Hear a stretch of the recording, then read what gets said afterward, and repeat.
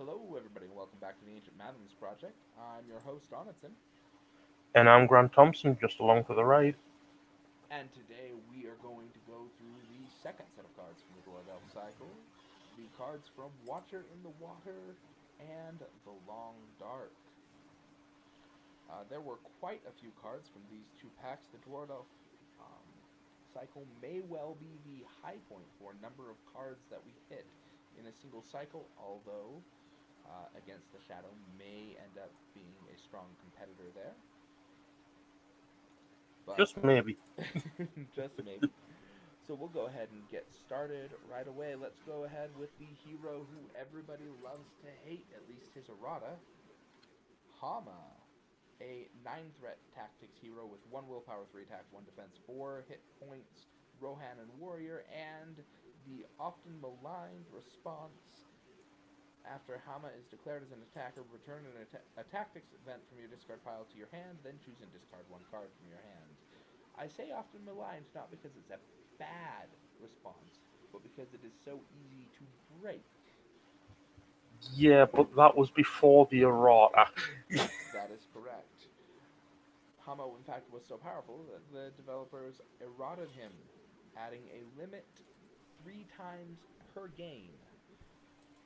Um, I'm going to speak only very briefly on the errata because we could get into a long debate about it, and there are other better things to talk about.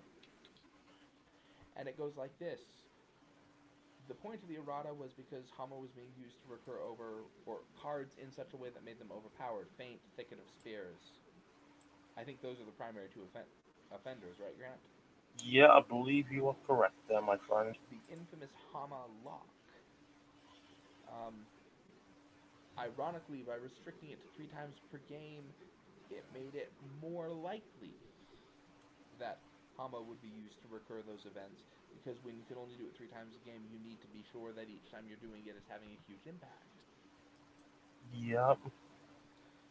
So, instead of talking about what the errata did to Hama and how the community received it, Grant, let's just move straight on to talking about what we did to Hama in the Ancient Mathoms project, which I think is a much more enlightening discussion. Yeah, this one took us, let's say, a good couple of months to get right because we weren't sure how we wanted to make Hammer, whether we wanted to make an alternate version of Elf Helm, whether we wanted to completely rewrite his abilities based on Discord, like his ally version. So it took us quite some time to actually knuckle down and actually get it.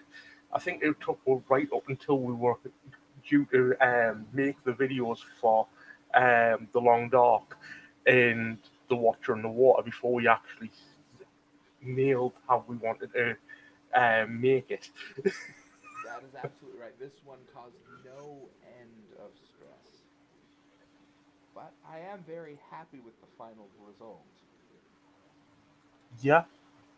Um, and it just reads: you may play tactic events in your discard pile as if they were in your hand, or after you play an event in this way, remove it from the game.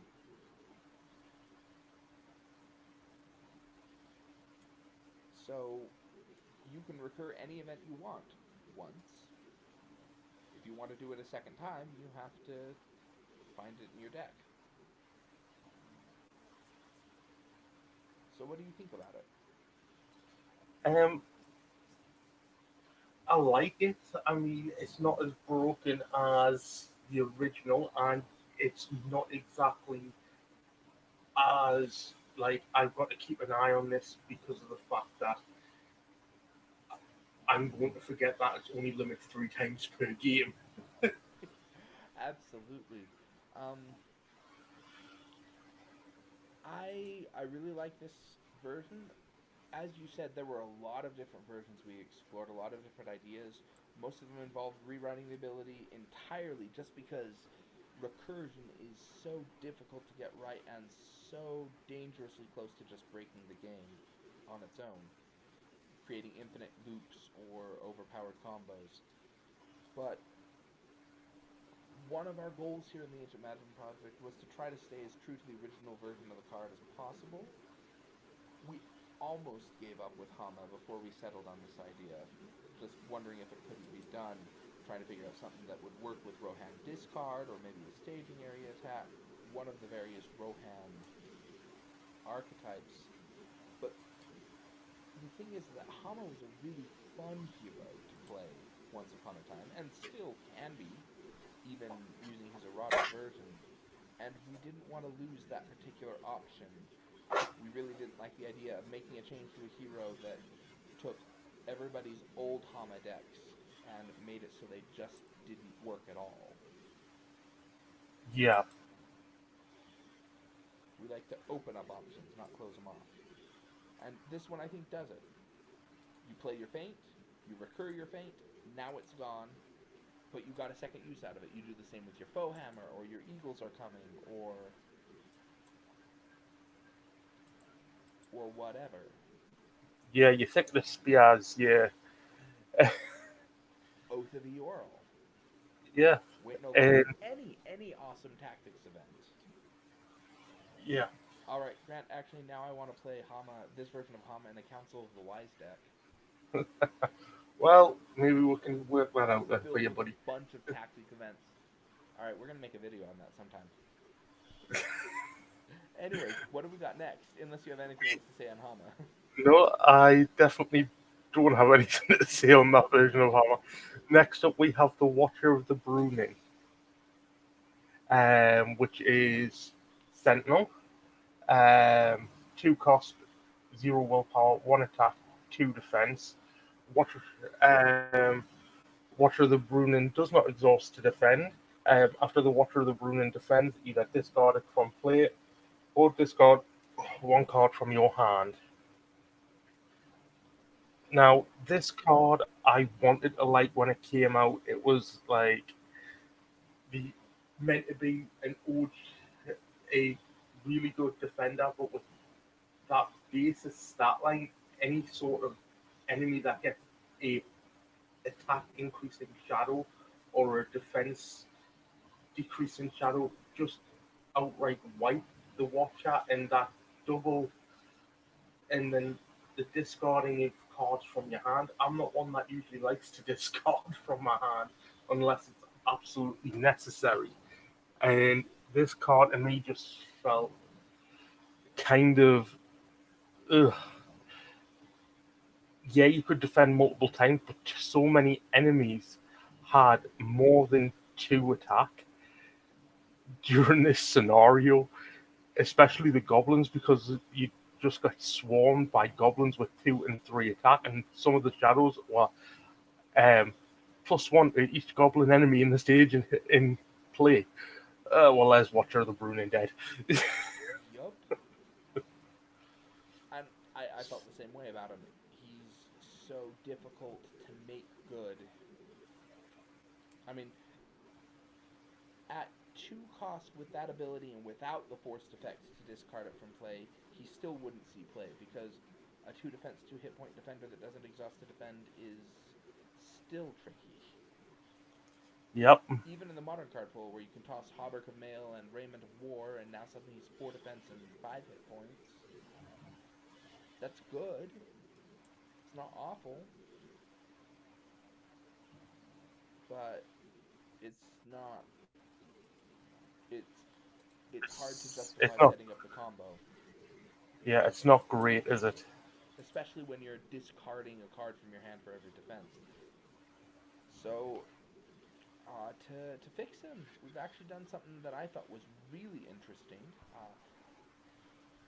The Watcher of the Brunin pairs with the Trollshaw Scout, which is basically the Watcher but for attack, and the Linden Navigator from the Dream Chaser cycle, which does the same thing but for questing.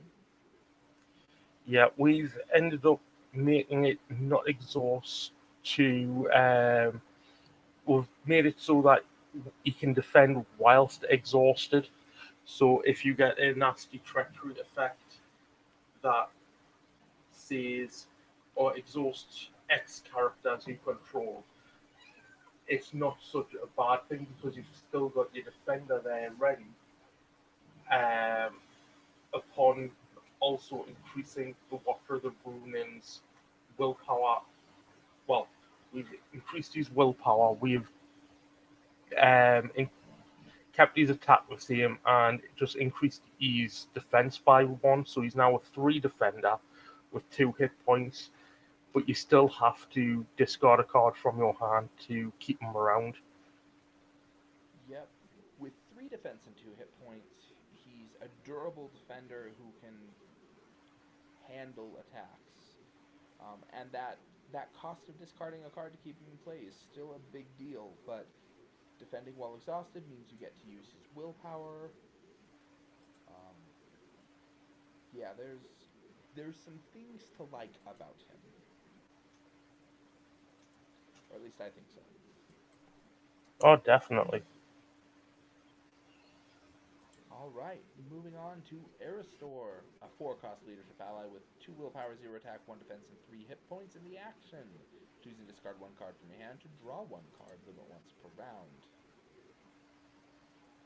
Um, I like Aristor.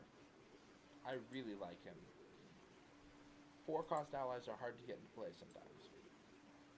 Definitely. And for a 4 cost ally, he really kind of.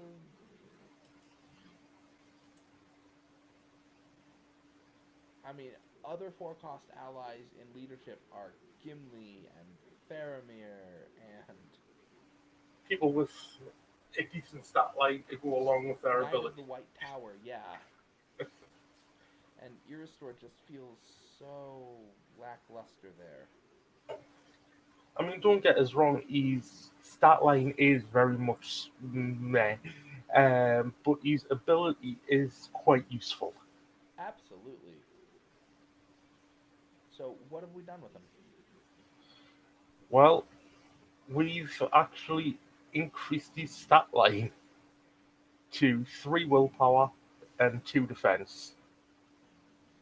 Absolutely. It was either that or reduce his cost to 3, and we like the idea of keeping him a 4 cost leadership ally, but giving him a stat line that felt like a 4 cost ally. Yes, we did. Anything else you want to say about that? Well, we toyed around obviously with reducing his cost, and it didn't feel right just to drop Aristor's cost because he's such a prominent figure in the lore of Lord of the Rings. So we instead opted to boost his stats. Also, maybe now he feels a little bit competitive against his hero version. Yes, We do recognize that this means that his Messenger of the King ally version now costs a little bit more, but you know what? You're getting a lot bigger impact than you were.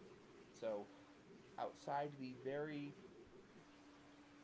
rare secrecy Iristor builds that are trying to run Iristor as a leadership secrecy hero for 6 threat, you're now up wait, to. that's the thing. I don't know. It could be a thing, but now you're up to 8 threat, which is still not huge.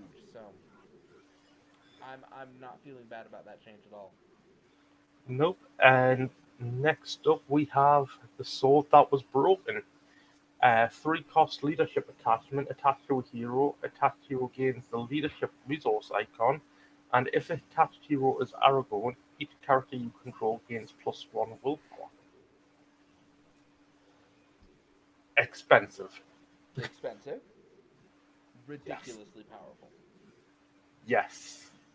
Especially if it's attached to Aragorn. Well, If it's attached to anybody else, it's useless. completely and utterly useless. Yes. I'd rather use a Song of Kings if that was the case. Yep. I mean, that's all I can say about that. There's nothing else to say. Yep. So in order to Uh huh. make it in line with the other some of the other toys of Aragorn, we have given we've changed it slightly. Now it's attached to a Dunedain hero, and each character you control gains +1 willpower. But if it's attached to Aragorn, he gains the leadership resource icon.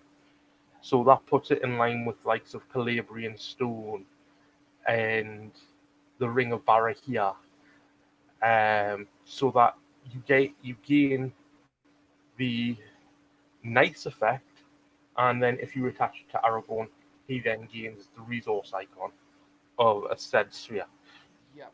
Unlike those other cards, we require that you attach it to a Dunedain hero because uh, just going to talk briefly about the original version.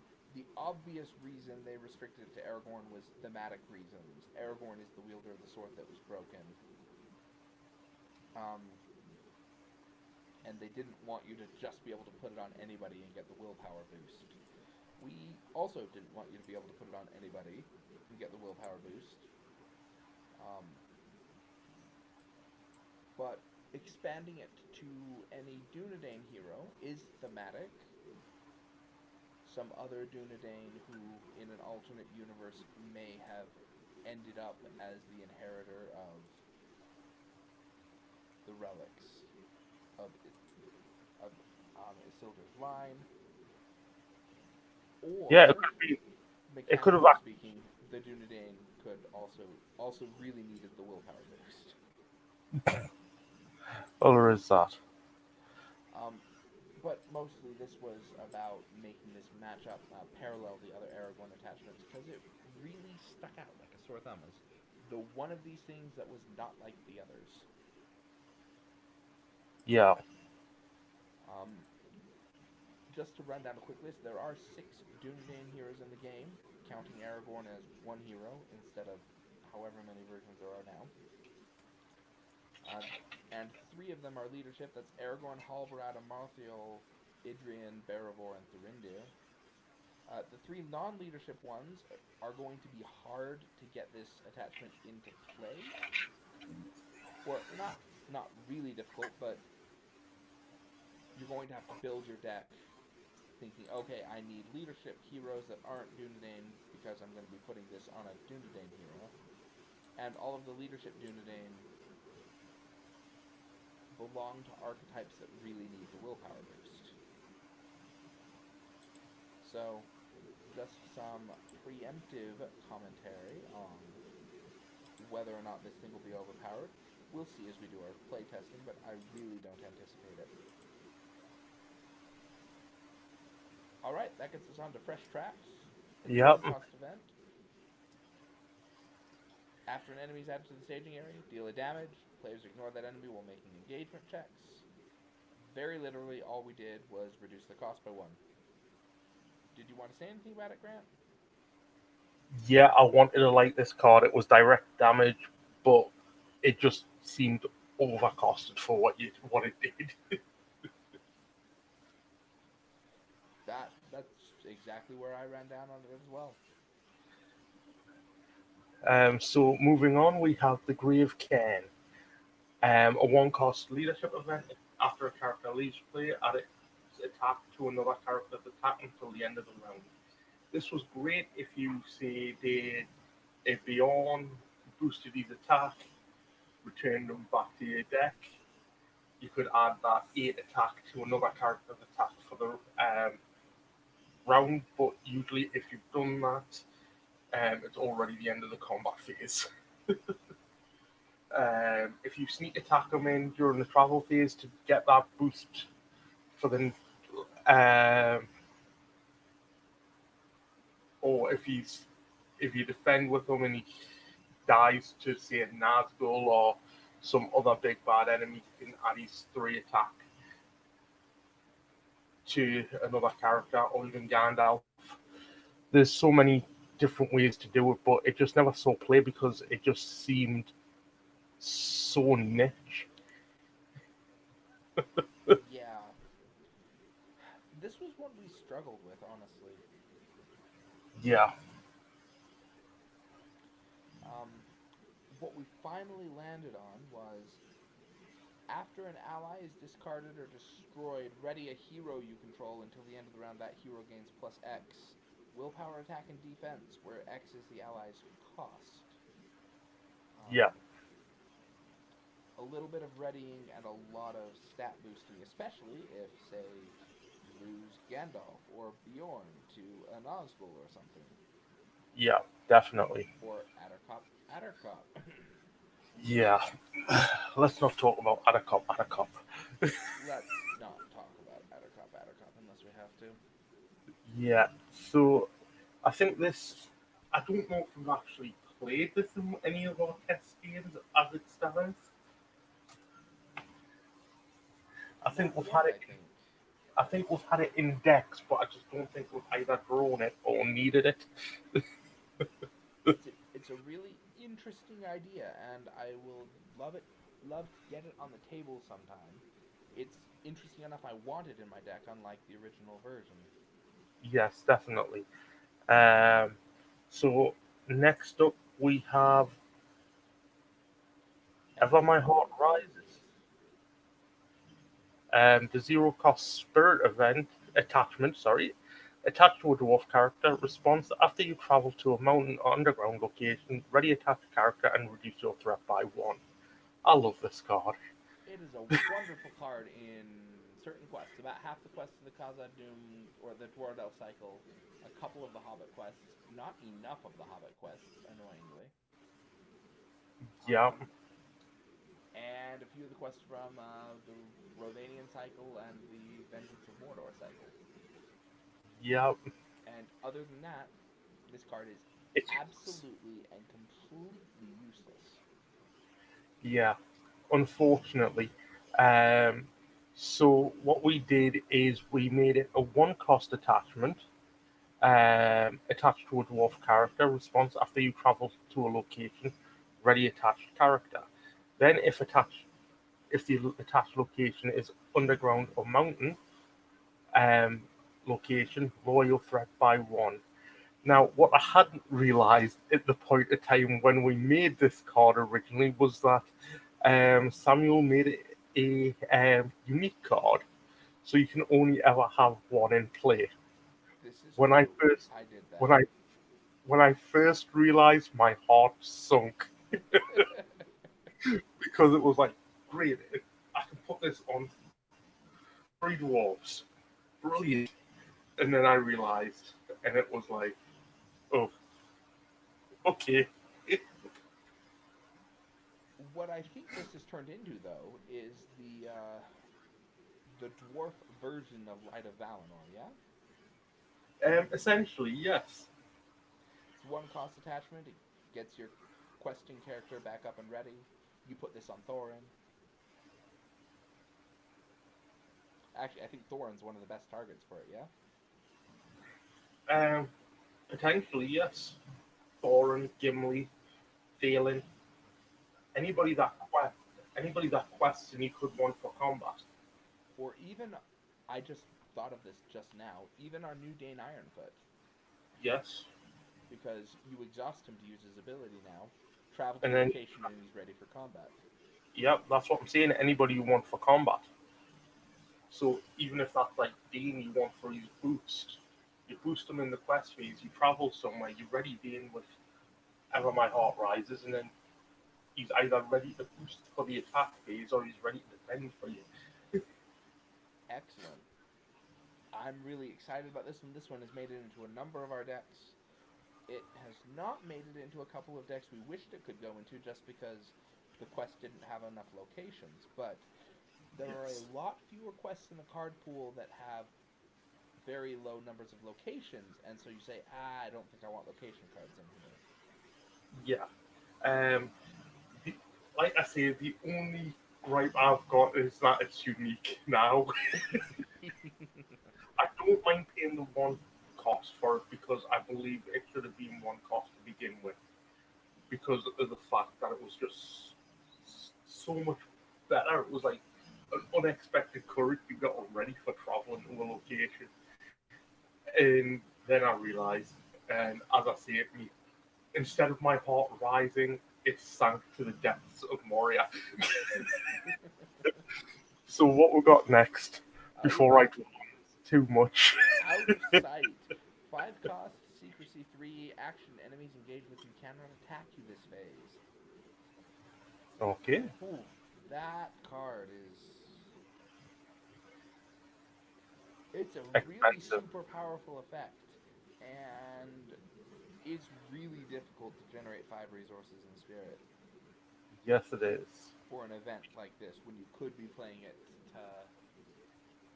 to build up your board state. Definitely. So we've just given it our standard secrecy treatment. Lower the cost by 1, lower the secrecy by 1. It's now a 4 cost event, secrecy 2. Still costs 2 resources in secrecy, but now it's a little bit more accessible to non secrecy decks. Yep. And then there's not really much more to say about it other than the fact that we can now play it outside of secrecy, even though it's still 4 resources. So we have the Warden of Healing, probably the OG of healers. Yep. Um, 2 cost, 1 willpower, 0 attack, 1 defense, 1 hit point. Gondor Healer. Exhaust Warden of Healing to heal 1 damage on up to 2 different characters. Then you may pay 2 low resources to ready Warden of Healing. So Go ahead. he was, or is probably, one of the best ways of healing in the standard card pool. Yeah, I think bar none, the best. Maybe Eorith. Well, Eorith targets 1 and it costs you 1 resource to heal up 3 damage. That's true. So even with Eorith, um, I'd equate Eorith to the Daughters of the Nimrodel, where you exhaust them to heal up 2 points of damage to 1 character. That's Eorith, fair. you spend 1 to heal up 3 damage, where the Daughters of the Nimrodel costs 3. Right. The benefit of Eorith is that you get all 3 of that on the single character, which is good if you've got a defender who's taken a bunch of damage. Warden of Yeah, Healing's better at handling damage that's been dished out of all over the place. yeah, definitely. Um, like I say, they're on 2 different levels. Yeah, If you're dealing with like 1 character that's taking a brunt of the damage, Eorith's better. If you're dealing with damage across the board, the Warden's better. They're on 2 different sort of power level curves. that's fair. And the Warden of Healing is powerful enough that we wanted to nerf him, Yeah, and we ended up really not doing anything. We we we just originally came out thought we wanted to nerf him to open up space for self-preservation and the Daughter of the Nimrodel and Galadrin Healer. And when it finally came down to it, we were like, I don't doesn't need think it. we need to. We did give a small nerf. Well, all we really did was limit his action to spend. We split these 2 parts of his ability. Instead of it being 1 action to exhaust Warden of Healing to heal damage, and then you have to immediately pay the 2 resources to ready him. We ended up just doing it, making them 2 separate actions. So you exhaust the Warden of Healing to heal up the 2 different characters, and then you can then use another action to spend 2 resources to ready them, but it's once per round. So you Yes. can't go for like, say, do it 3 times in 1 round unless you had 3 different wardens. I mean, I was almost tempted just to take that readying off. He doesn't need it. He's fine in the way he is. But it's such a Gondor thing to be able to do, to spend the resources to ready up and heal a little bit extra. Oh, definitely. Um, but we definitely wanted to make that limit once per round because otherwise that is a very abusable ability. Oh, definitely. Especially if you're playing for score and you've got like 8 resources on your law hero at the end of the game. Oh well, I'll just spend all 8 of my resources and heal all the damage off my heroes. Then save you 8 threat. Well, Yep. 8 score. Don't have much more to say about it. It turns out that what we've done to the other healing cards that were competing with the Warden of Healing made them competitive on their own, so Yeah. we didn't need to nerf him to help him out. Check out all the games that we've done prior that have Glorfindel. or self-preservation. or Daughter of the Nimberdell, or even a couple Yeah, times we've used Lore of Imladris. yeah. All right. So what we got next? Are you Well, going to tell me a story, good sir? Love of Tales. Condition attachment attached to a lore hero. Limit one per hero. Response after a song is played.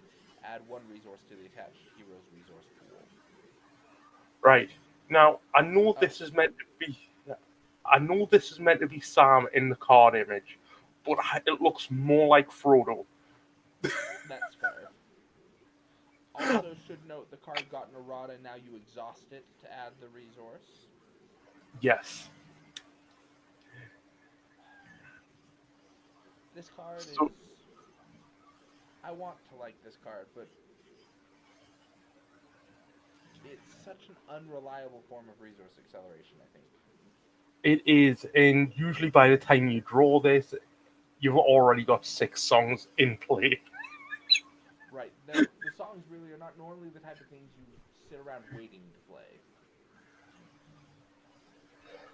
So, what have we done with it to help it out?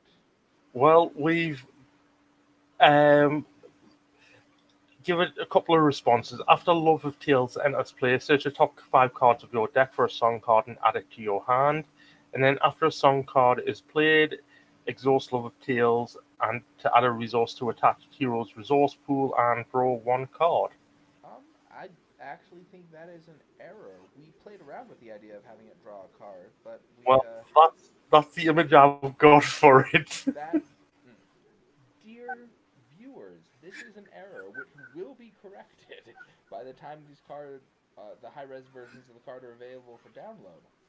Uh, just to say, one resource and one card every time you play a song is too powerful.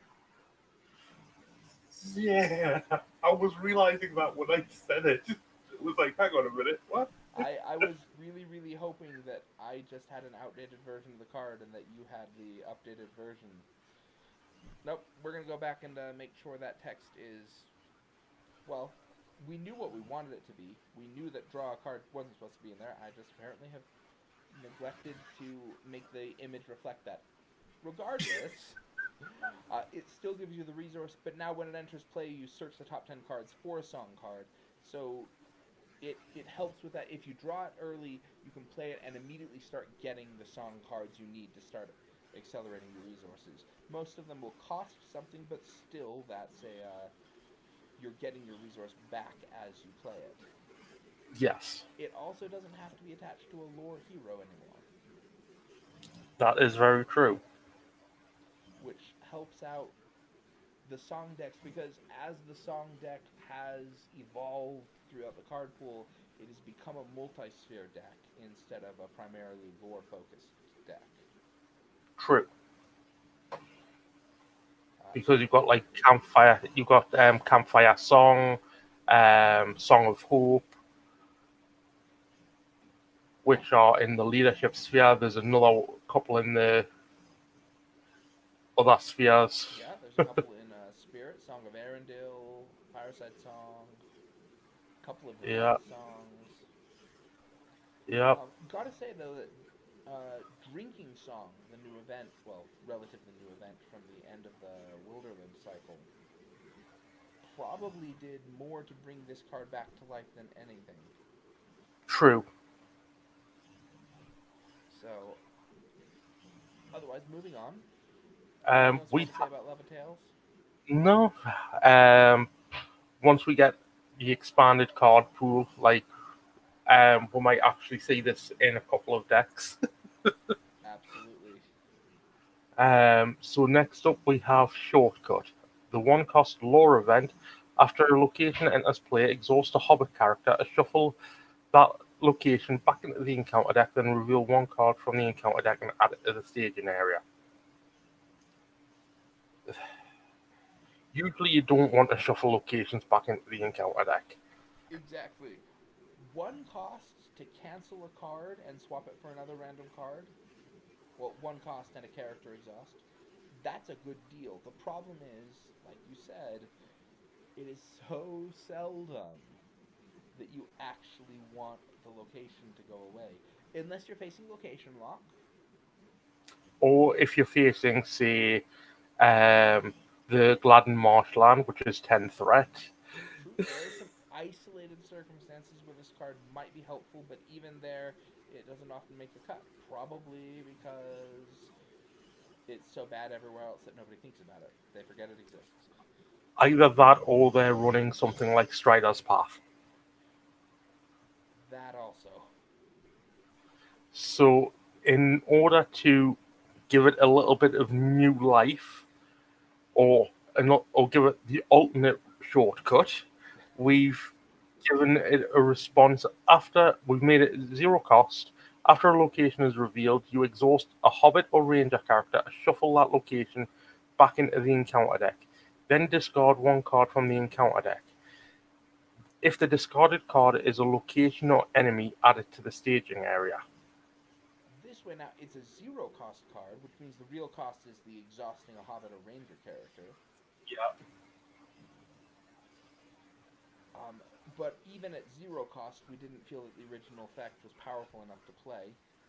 This way now, there's a chance of just getting rid of the card entirely. And even if you don't, you've avoided any nasty when revealed effects on the enemy or location that comes out. True, and if it's just a treachery, you're laughing because it's like a whiff. Exactly. So I'm looking forward to playing this one. We'll get the expanded card pool to make it work. Me too. There's not a lot of Hobbit or Ranger characters at this point in the card pool, but as that grows, I will be excited to play it. Oh, definitely. So what is the last card we have today? Our last card on the list is Resourceful. Resourceful is a wonderful card for secrecy decks, but it suffers from it suffers from the problem that ails almost all of the Dwarrowdelf secrecy cards, which is that within secrecy they are excellent value, and outside of secrecy they're not worth running. Fair enough. And so we've given it our standard secrecy treatment. We reduce the cost by one, we reduce the secrecy by one. Still costs one in secrecy, but outside it's three cost to get an extra resource each round. One Yeah, less round it takes to pay to continue or to pay back the resources you spent on it. yeah. The only thing I'd say about resourceful is when the quest stops you collecting resources in the resource phase, that kind of nullifies this card. Unlike Steward of Gondor, which is an action that you can take outside the resource phase, this actually is basically a dud card at that point. That's fair. So be wary which quests you play with this in your deck. But three cost neutral actually, like, I think that this card has a place outside of secrecy decks Oh, now. oh, definitely. In a I wasn't saying tri-sphere deck for extra resource generation on the one sphere you need it on, which actually it's important to note in a tri-sphere deck, you spend your three resources turn one, but immediately by turn two, you're actually starting to see a benefit because you're getting more resources on the sphere you put it on.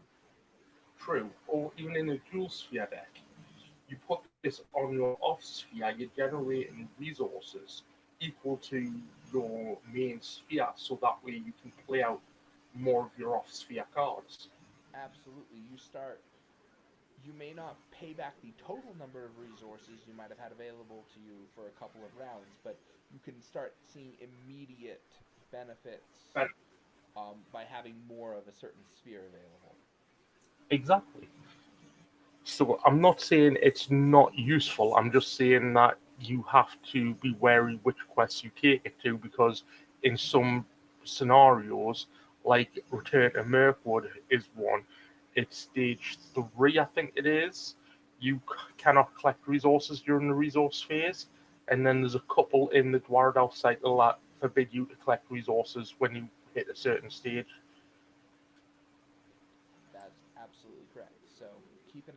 that. That is the end of our cards.